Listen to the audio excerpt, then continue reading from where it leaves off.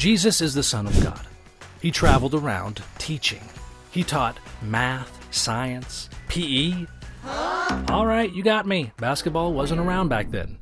Jesus taught about something much more important: God's kingdom. Because of Jesus, people would know that God heals the sick and cares about those who are sad.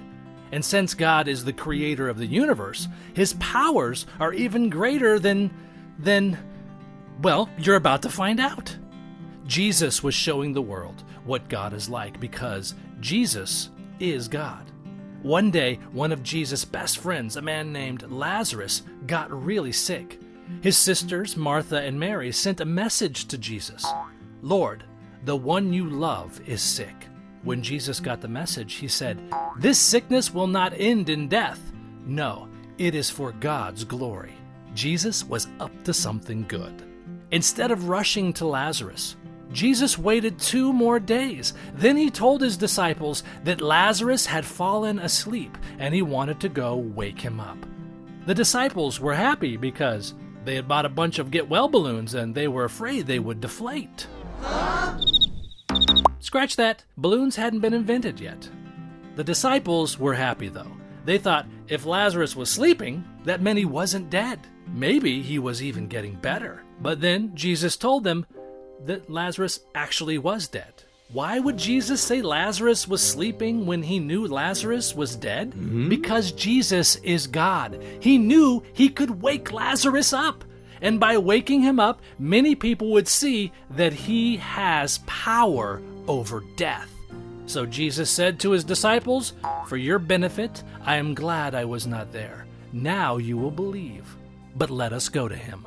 When Jesus and the disciples got to Lazarus' home, they found out he had been dead and in a tomb for 4 days.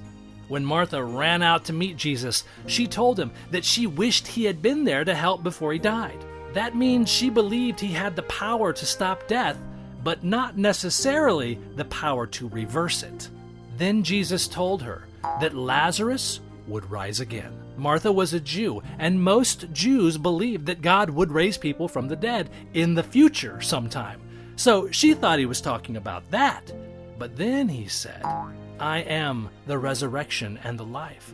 Anyone who believes in me will live even if they die." Martha believed him. So did her sister Mary.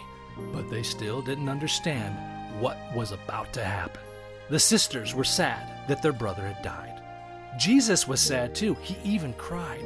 When he went to Lazarus' tomb, he told the people to move the stone at the entrance. They rolled the stone out of the way, and Jesus prayed to God. Then he shouted into the tomb, "Lazarus, come out!" Lazarus came out. He was still wrapped in his burial clothes with strips of cloth around him, but he was totally alive. You better believe Jesus has that kind of power.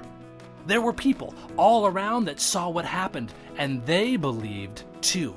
They knew that Jesus was the Messiah, God's Son, the one with power over death. Jesus rescued his people just like God promised. He has the power to bring all of us back to life so we can live with him forever, and he proved it by dying on the cross for our sins. But it didn't end there. After he died, he rose from the grave himself. We can celebrate because Jesus has power over death.